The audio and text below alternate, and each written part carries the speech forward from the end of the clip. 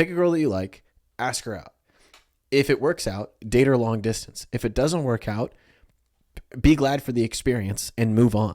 There's really not much more to it. I feel like you're overcomplicating something because you're adding all of these reasons why. Well, I'm in the friend zone, or it's long distance, or I'm afraid, or I like two girls at once, or they're the only girls my age. Like, you're putting all of these extra things on top of it that you don't actually need to put there. You're like Mr. Incredible trying to make it away from the computer to escape, and you keep getting hit with those big black balls that are weighing him down. That's you right now. I know it hurts. I'm sorry. This is not your fault. All right, you came to the right place, you ding dong. It's called communication, baby.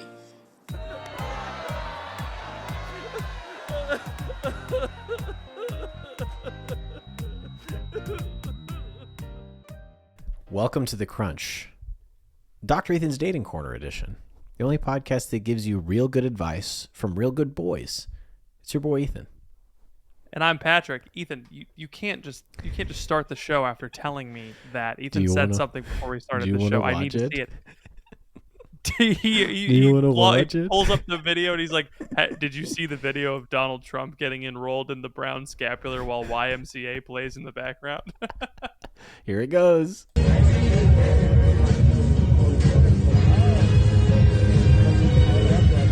Is that a Franciscan? For real.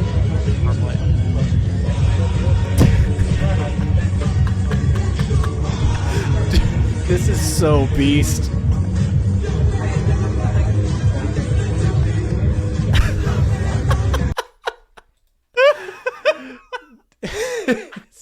So amazing. He now has to wear the brown scapular all the time. That's part of the rules. But if he gets shot, now Mary will protect him. What do you mean if? Well, yeah, that's true. They're gonna keep trying.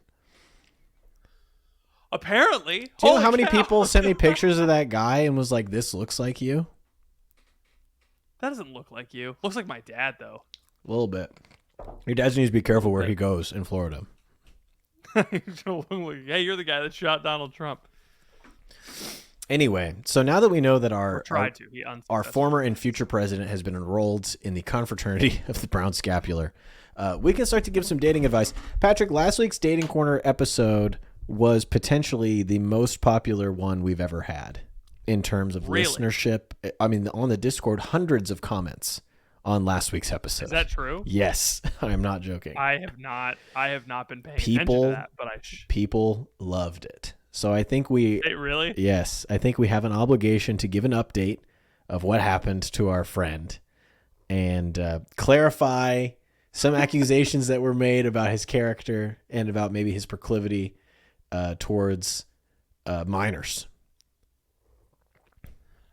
Yes. Okay. So to clarify, we did a little digging afterwards and we found out that this girl that he's after now, girl number 2, for those who are new, we should probably start from the very beginning. Just stop right now and listen to last week's episode because it was... Yeah, no, sorry. You have to go listen to last week's Dating Corner because this guy he really liked this girl, these 2 girls at his church, and he had a bunch of questions, and the answer was just go ask her out. But then we saw that he asked a couple of questions about underage girls and how young is too young, and we were like, stop. Red flag. And I intervened. I commented. I was like, if she's in high school, don't ask her out. And he was like, no, that was the other one. After we finished recording the podcast, he responded, no, that was the other one. It's crazy. This girl is not. It's crazy that we can watch a story like that unfold on Reddit and you can just like jump in and change the trajectory. It's like being able to go into the TV and like tell them where to go. It's amazing. But I said, that does depend. Did you figure out the age gap? This isn't that girl. This one is my age. He said, thanks so much. I'll be sure to say something like I said, go straight for the ask. And I told him what to say. And he said, thanks so much. I'll do it. Dude, I got her number. I actually got her number. Man, the excitement I feel is immeasurable right now. Dense Rip 3356. You're welcome. And Dense Rip, he gave a big old update. So guys, very long. I can't believe I'm saying this, but I got her number. I actually got a girl's number. I woke up today thankful that yesterday wasn't a dream. For those of you who have no idea what I'm talking about, go listen to the previous episode of He wakes up and it's the music goes.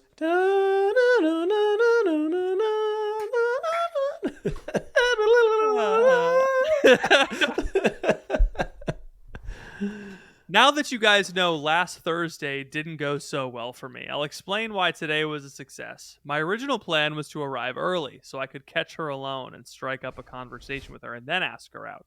I thought that if I waited until after the meeting, I'd run the risk of what happened last Thursday.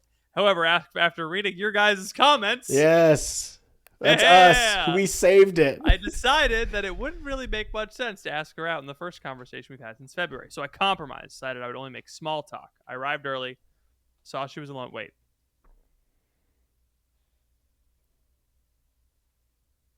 Never mind. That's not our comment because he said after reading your guys' Take comments, it back. I wouldn't. Boo. Boo. She said goodbye to her friends, started walking away alone. I followed her for like 3 to 5 seconds before deciding this might be my last opportunity, so I might as well take it. I did the sign of the cross, and I called her out by name. So heroic. Good? Don't. Dude, all the saints in heaven. Quickly, but all the saints in heaven who got run through by spears are like, yeah, you're so brave. Loser. Come on, man. I mean, it's a hard thing. He did a hard thing, but it's not that hard. Also, correct. Hey, don't judge the weight of someone else's cross by the weight of your own. Okay. But my cross is the heaviest one out there, so I think I do have some standing. I've got the iron cross, baby. I did the sign of the cross, and then... when did you get the iron cross? What year?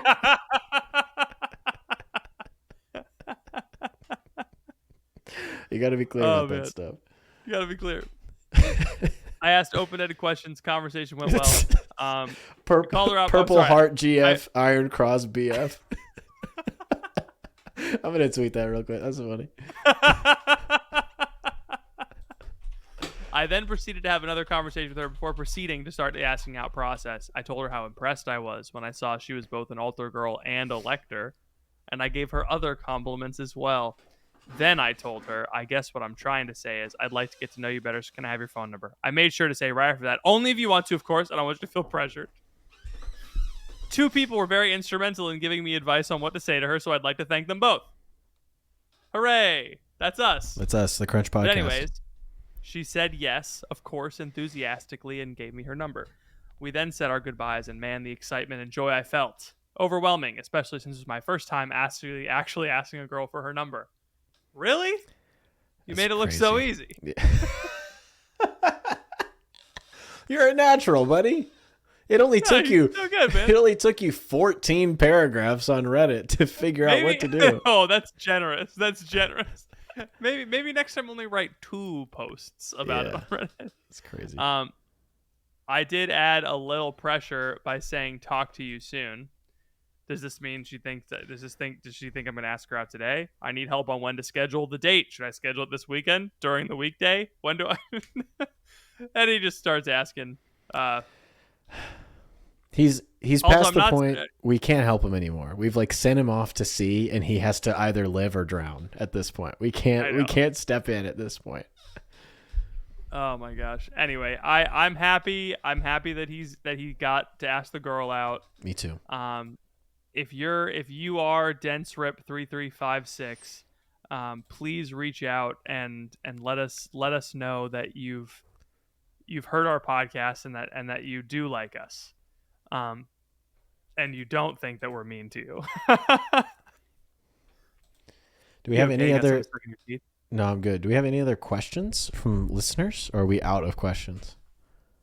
Oh no, we definitely. Hold on. I want to help our community. Our community who so lovingly and faithfully writes in at bit.ly/crunch discord in the dating corner channel. They ask all of their questions, and they do it every week so that we have at least 3 questions per week every week. And that's what they do because they love us and they care about us. Yeah, we do have a ton of... Oh my gosh, we don't really have that many. Ben, you're slipping. All right. Oh, never mind. We have a few. All right. Trick, my website sucks. It does? Really? Wait, hold on. We've worked really hard on it. It took us ages and ages and ages to put it together. You're telling me that our website is bad? Yes, we are but simple, humble parish workers. And we tried so hard, but we were so bad at it. It's probably because I spent all my time studying theology and not digital graphic design. It's probably because I spent all of my time browsing through WordPress plugins instead of actually making the website. That'll do it. I have redone a parish website twice in my career because I was the youngest person on staff. I had to work on it. And most parish websites are clunky, poorly written, and horrible and difficult to navigate. And that's why our friend Dan at Briefcase Marketing is sponsoring our podcast to get the word out to you, parish worker, about how you guys can redo your website for a fraction of the cost of what it would cost you to get it done by like some firm that's not even Catholic. They don't even know about the church. Come on, get out of here. Mm-hmm. And this isn't just parishes. This is any Catholic company that has an old or a cluttered website, or really any company at all. If you work at a small company, if you have a website, Dan at Briefcase Marketing can help you out. This would be a really overwhelming process, Patrick, but they make it really, really simple over at Briefcase Marketing. Yes. Most companies that you contract to write a website for you will make you write out the whole website, all of the stuff. They're just making it look pretty. They're not doing any of the content. Dan will actually write the website for you so that you don't have to worry about what's going to convert, what needs to be above the fold. What does above the fold even mean? He takes care of all of that for you. I just send him every day. I send him photos of myself. I say, put this one on the website, put that one on the website, put this one on the website, make this one a GIF, make it so that I'm dancing with Trump and Elon Musk AI. And he says, no problem. I'll include it on the website. Super easy to work with. Loves putting pictures of me on the website. So if that's your bag, he's got it. Instead of staring at a blank sheet of paper and writing all of your content, he writes everything for you. So takes care of all of that.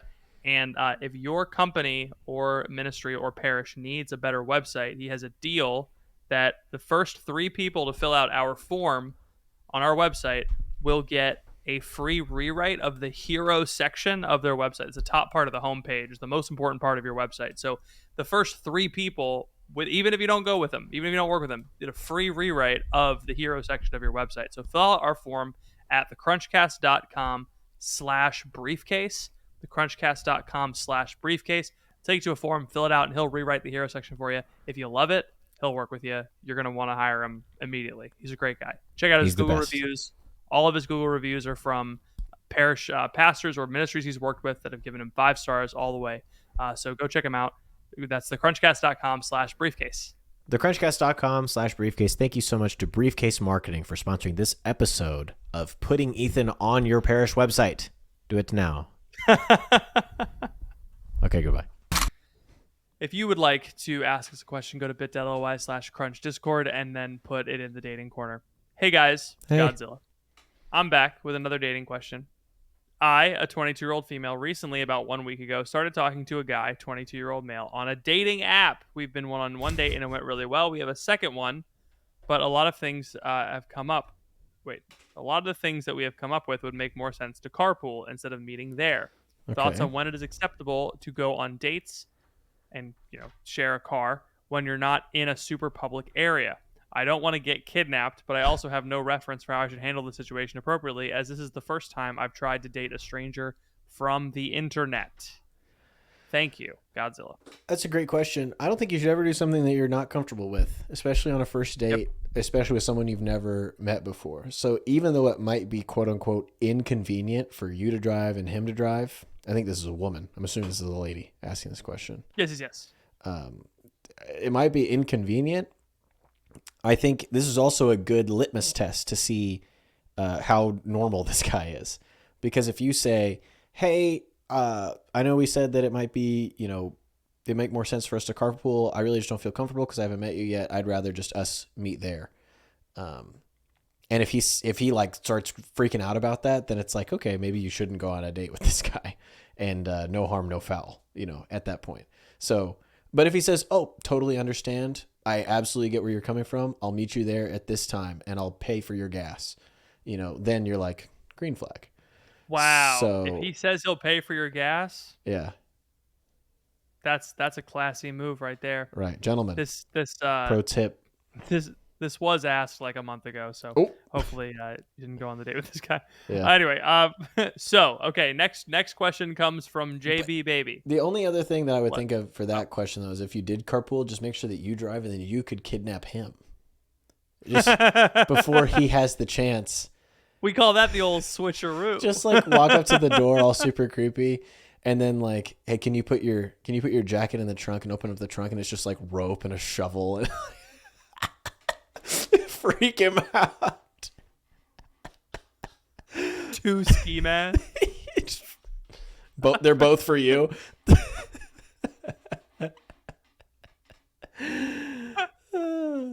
It's just you put some liquid on a rag and you reach over real quick and he freaks out. It's like, hey, can you smell my new perfume? You start teasing him. It's just water.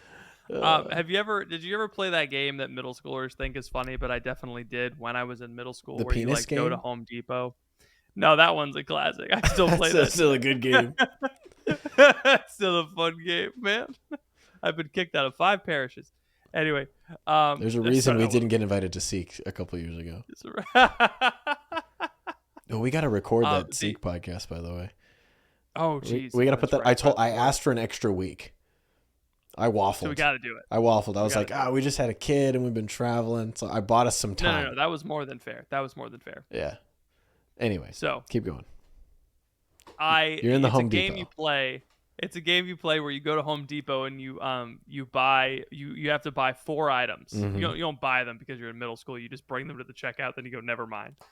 But the person who collects the 4 most suspicious items wins. Yeah. So what are the 4 things that you can buy at Home Depot that are like together are really just suspicious? Really not good? Yeah. Individually are fine, but together are super suspicious. For me, it's probably I would go to that scene in Breaking Bad where Walter White goes and starts buying materials at the store, and I would get all the stuff you need to make meth, and that's what I would buy. Probably. I don't think they sell Dayquil at. No, it's like you get the phosphorus from the matchsticks, and then there's like a certain acid combination that you need to make, and then you got to get like buckets, So like if you, I actually don't think I don't think any 4 combinations in one of them is buckets. Like, do you ever? Because a bucket is such a non-threatening object. I do think that if you got a bucket, a funnel, and like a turkey baster and an axe, that would start to be like, hold on. A bucket, a funnel, a turkey baster, and an axe. What's the turkey baster for? I mean, the shower liner and an axe together are just suspicious. Sure. It's a little too easy. I think if you purchased 4 axes.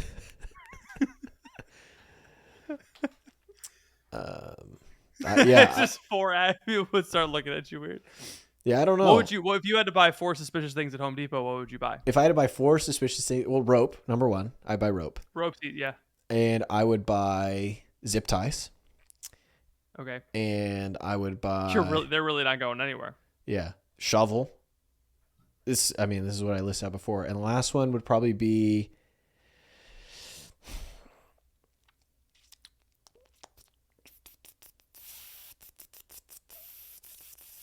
I need something that's like a violent object, I know. Yeah. Like a gun. They don't sell guns at Home Depot, unfortunately. Maybe not in your liberal state of probably Oklahoma. the fourth one that I'd get like a Snickers bar in the checkout. No, this is what you get. You get a box. Yeah. A single. A what? A single stick. Uh-huh. A rope, and then like one of the kids' toys they sell at the front. Oh, come on. You're gonna try. Like you're a cartoon cat. Do you get to say anything to the cashier? Because it would be funny to get like trash bags and be like, "Do you think a kid could fit in these?" Oh no, that's worse. That's worse than what I said. No, because it's like if I'm allowed. Getting trapped in a I mean, it's like if I'm trying to be the most suspicious possible, then I'm just like buying trash bags and be like, "I'm putting a kid in this." Do you think I could murder someone with this? How hard do I have to swing this to cut through bone? Hey, would you mind just coming over here? I'm gonna zip tie you to this railing. I want to see if you can get away. Can you get away from me? Yeah. Has anyone in here? How do you season human flesh? They don't. They do sell seasoning at the Home Depots now, and the Lowe's. Okay. They have little grilling? they have like little shelves that are like man shelves where it's got like deodorant and like grilling stuff. Little mugs. In case you're out there grilling and you're like, oh, I smell awful. You pull it off the grill and you just roll on some aluminum. Yeah, I don't want to play this game anymore. It's not as fun of a game. I thought the box and the stick and the string and the kid's toy was pretty funny. The box and the stick. No matter what the kid's toy, it'd be funny. Like if you just got like a DeWalt drill, you're just like catching contractors. I need to get someone at a good rate. Oh man. Well, we're at the right place. Yeah. From JB, next question. It is Saturday. I'm about to watch some college football. I got the K-State polo on.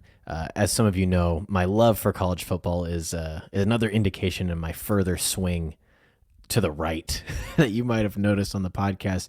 One of the other things that's more right-wing about me lately is that I really, really hate censorship. I really don't like big tech using their monopoly over the technology that we use every day, silencing people that frankly say things that are true about the Catholic Church, about Catholic social teaching.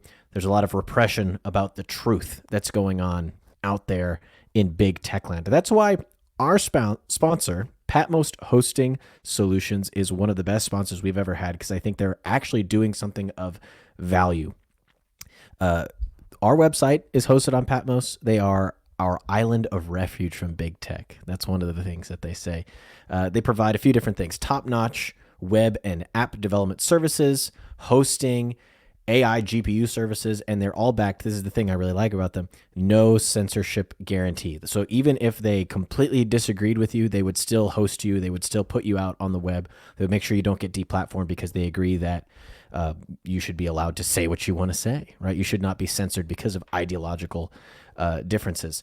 I say a lot of things in this podcast that maybe would get me canceled otherwise, but Patmos, because I'm not worried about that, they always take care of me, which is really, really nice. I have my own person to talk to. I could talk to Camila anytime I have an issue or a question about what's going with Patmos, and they never offshore or sub out any of their work. There's just no better value in tech. So if you are looking to build an app or website or host a current site, or you know someone who's looking to do any of these things, go to patmos.tech. They can help out businesses or missions. So if you're in the church world, they can help you no matter what size you are. There's no cost amount that is the minimum threshold. They want to help everybody who wants this type of service with the great value that they provide. Let's see, the last thing here. Oh, I didn't include this in some of the other ads. You get 10% off your next web project or free hosting migration if you tell them The Crunch sent you. That's 10% off. We need to go back and we need to update some. I'm going to say this a lot more. 10% off if you tell them that The Crunch sent you. That's patmos.tech. Patmos, freedom as a service. Go to patmos.tech, tell them The Crunch sent you. Get 10% off for your favorite mission, organization, church, or business. That's patmos.tech. They keep us free. Thank you, Patmos, for sponsoring this episode of The Crunch. From JB Baby. There are two girls who are near my age. Nah, there's more than that, man. You can find a few more. As a young man, I am attracted to both of them. Huh? And they were gone for the summer. And they came back, and something inside me told me it wasn't fine. The problem was if I dated either of them, it'd be long distance. I'm planning on moving soon. I have two questions. A, what is a good way to break the fear that I will be okay not dating the only two Catholic girls at my age that I know? B, is it worth it when I am so far in the friend zone that I don't think I could seriously date and it will be shallow? What does JB Baby do? Come on, man. Friend zone isn't real, man. Sometimes we just get these questions. It's like a big old meatball right across the plate. And I'm Miguel Cabrera. And I'm about to blast it over left field. Brother, if you like a girl, you just ask her out. You're first of all, you're assuming that if you ask a girl out, that she's going to become your girlfriend, which is just not true. She might not. You might go on 3 or 4 dates. This has happened to me. I go on 3 or 4 dates, and then it's like, ugh, this isn't really going anywhere. Or you get ghosted. That also sometimes happens. Or sometimes you ghost. Sometimes I've been the ghost. Ooh. Call me Casper, the way I'd be ghosting these women. There's a better way. There's a better joke there. There's a better way. Yeah, I'll think about that. I'll work on my ghost jokes for this upcoming Halloween. Okay. I don't think you need to be afraid. It sounds like you're living in fear right now, and I need you to just get out of that.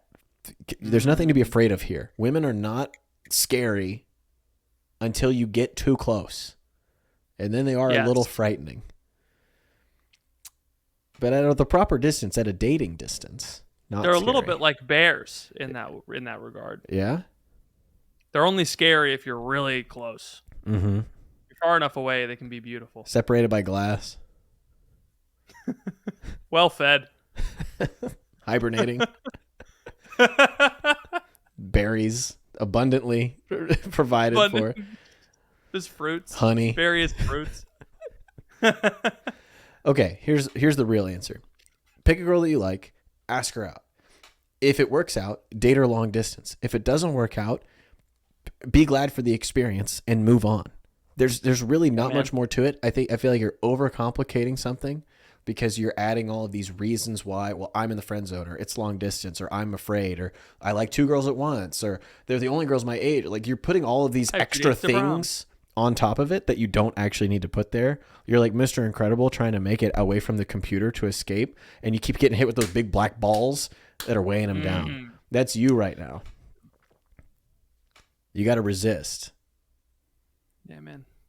I thought I referenced that scene Yeah. In the hospital to the nurse, and she had never seen it. Why? What? Under what circumstance? What was the reference for? Oh, no. I don't want to talk about the circumstance. That's crazy. You know how when babies are born, their first poops are like black? Yeah. Josie was also very gassy, and so it was coming out like the balls. It was coming out like the balls. That's funny. I know. I thought for a second it was like your wife's poop, and I was like, oh, Patrick, you can't talk about that's that. That's why I clarified. I was like, no, it's my infant daughter who will never hear this podcast. Yeah, if you don't know, when kids are first born, they have this wild poop come out of them. It's crazy. It's like, it's as black as the night sky. Mm-hmm. It's just weird. And did you also know that if a baby is born too fast, they are too gassy? Did you know that? My son is gassy now. Well, I mean, it's because the contractions, if they don't have enough contractions, and so there wasn't enough squeezing to squeeze out all the gas in the baby while she was being born. Yeah. And so Josie was born in 13 minutes. Yeah. It was just she was here, and so there weren't enough contractions to squeeze out all of her gas, and so she was gassy for the first week of her life because there was too much air in her little body. Dude, Josie is all of us, I feel like. I know. There's too much gas. When I have 3 pretzels for dinner, I too am gassy for a week. Bro. Real. I wish I had when the cheese dip hits, it's like I just went through 13-minute birth, bro. Dude, get a PBR with those pretzels? Oh. I haven't had beer in so long. I was at Walmart the other day and I was like, I should get some beer. And I was like, what do you need beer for? And I'm like, I don't, but it's just nice to have, you know? Sometimes when you're mowing the lawn, dude, or taking a hot shower. Sometimes when you're podcasting with your boys, you got crack one on boys and PBRs drinking, man. You don't understand. Beer. You don't understand me. Did we answer JB's question? We did. I think we did. You're just good. You're good. You're can good. Date her, go on dates. You know, the friend zone isn't real. Yeah, it's made up. You say that you saying I'm deep in the friend zone is cope. What you are is scared. That's what you are.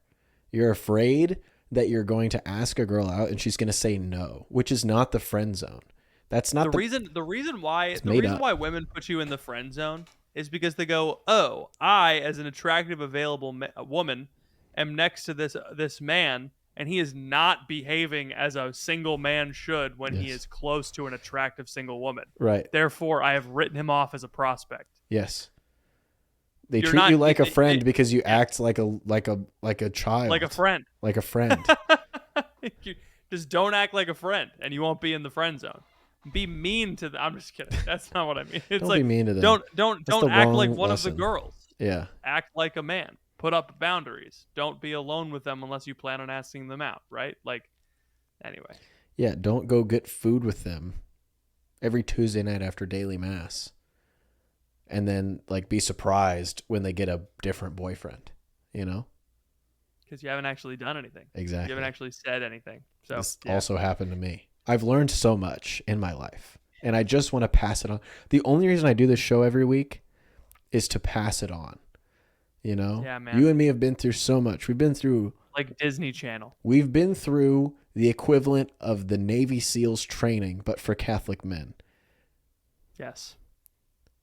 My current wife, my 2 children would not exist had our good friend Holly, when Phoebe said, I don't know, Patrick and I are kind of just friends. I don't think he likes me like that. She went, no, he does. And that's why we're married. I was being a little bench. You were? Bench. You were a scared guy. I was being a little bench. Well, so no, I came up with like this whole, I was like, oh, she just, she's not ready to date yet. She's like just getting over a relationship, She's like not in a good place emotionally. Yeah. It's like there's never a good time. Just I would rather spend more time in the little Hagrid's Hut Adoration Chapel than like hang out with her. The Adoration Chapel in Ascension looks like Hagrid's Hut. It's a replica of the Portiuncula that St. Francis built when Jesus said, rebuild my church. Dude, so one time I got up too fast and I pulled my Portiuncula. I had to go see a doctor about it. Portiuncula do sound like a disease, though. Portiuncula sound like an Italian girl that breaks your heart.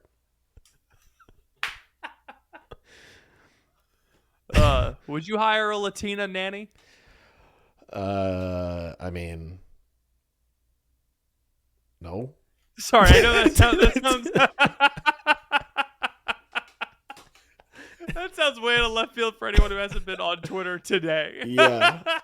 I know where you're coming from. I'm with you.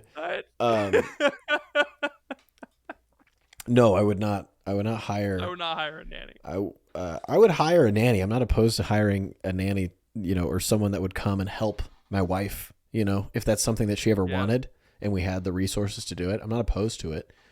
But I also think that anyone that's like, I would never hire.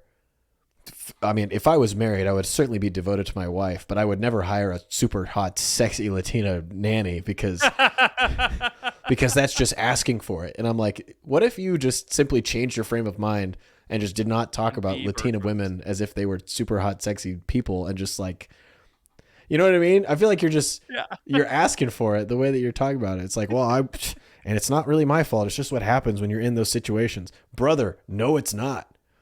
You can just, believe it or not, you can just be married and then be devoted to your spouse all the time, forever. Yeah.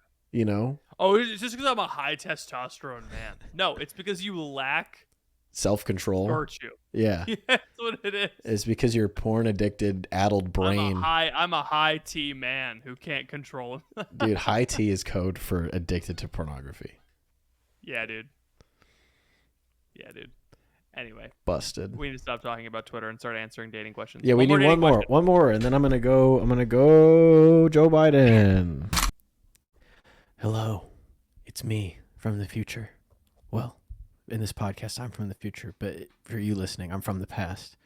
And if this ad gets used again, I'm even more in the past. But I'm not in the future for the future me that's recording a future episode that this ad is in.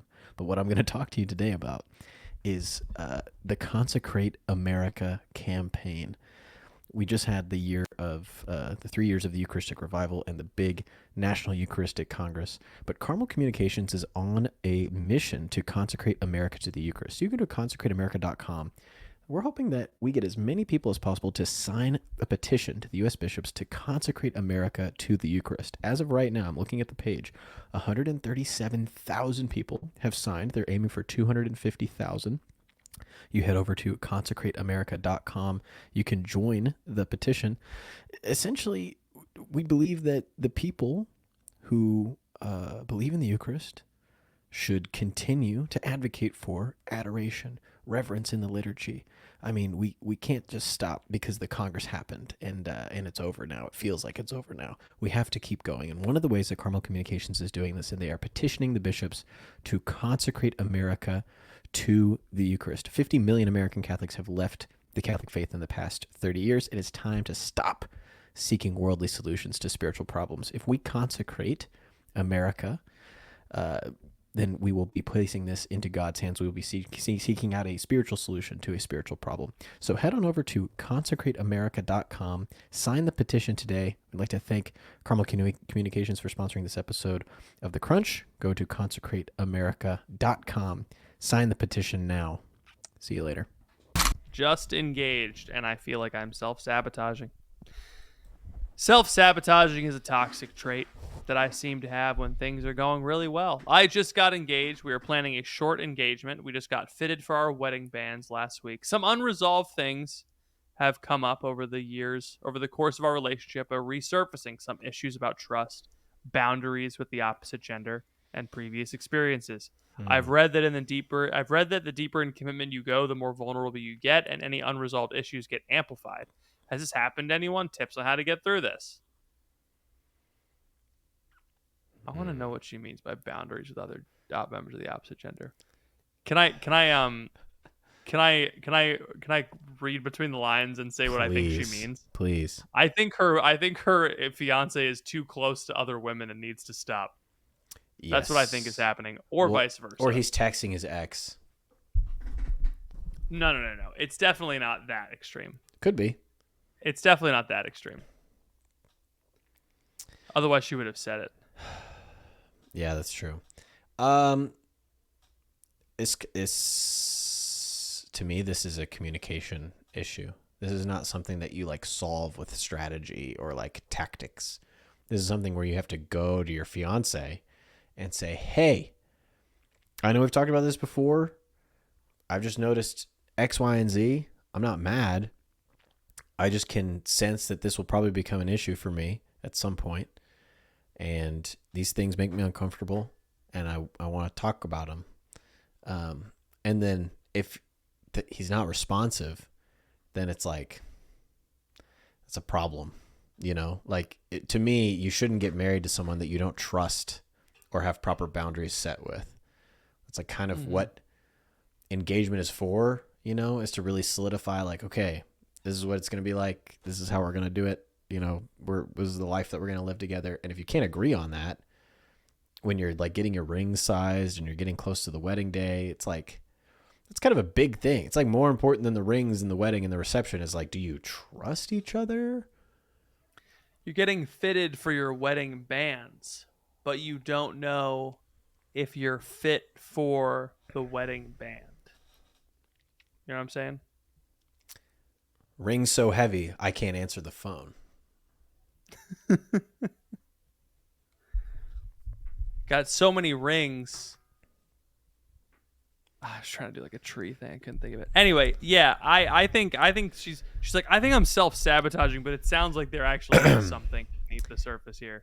I stack bands to the ceiling. Call me Warped Tour. Nice. Did you come up with that? Yeah, just now. I thought it was fun. I don't know. Pretty good. I like it. I remember Warped Tour. Yeah, dude. I had a friend who was a scene kid, you know, when he like took Facebook pictures, he'd wear skinny jeans, his point his toes inward, you know. You know what I'm talking about. Yeah, just dude. Was a menace to women. High tea, man. But he would call it, he'd be like, oh, I went to Warped this weekend. He wouldn't even say the whole thing. Yeah, they would call it They Warped. would call it, the people that went would be like, do you go into Warped?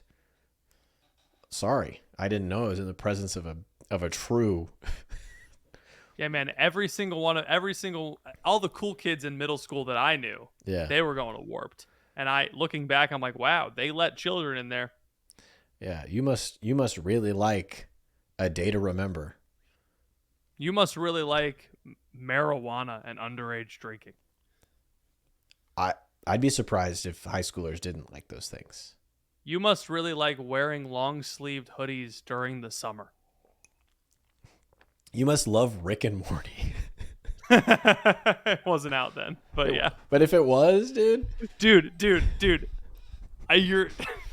What? Alex Hormozy tweeted a Rick and Morty quote. Did you see that? Wait, what the heck? That's insane to be worth $100 million and tweet a Rick and Morty quote. At the end of the he made a point, and then he was talking about like how people's approval. He's like you don't need people's approval, and then he goes at the bottom of the tweet, he goes, your boos mean nothing. I've seen what makes you cheer. Rick and Morty. That's he quoted so Rick and Morty. Funny. Dude, this is hilarious. Friendly reminder. Friendly reminder. When people say mean things about you, remember they know nothing about you. When people say nice things about you, remember they also know nothing about you. Quote, your boos mean nothing. I've seen what makes you cheer. - Rick and Morty.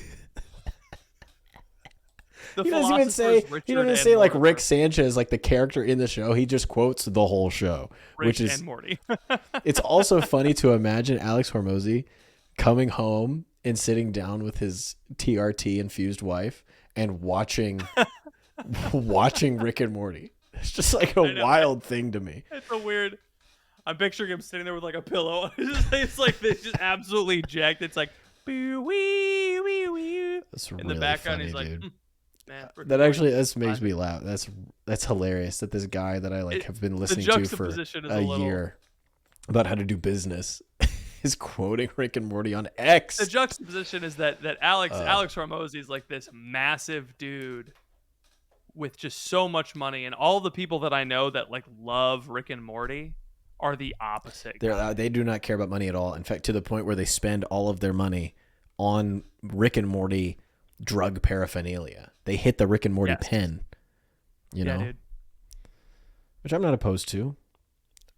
I'll hit the pen. I love saying stuff like that around like strict Catholics because they don't know what to do. When I say like, they're like, do you want to hit? I say like, do you want to hit the Rick and Morty pen to Bug Hall? And he just hits me. He just beats me like one of his kids.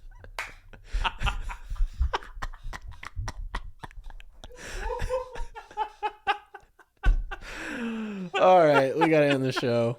Okay, thanks everybody. That was great.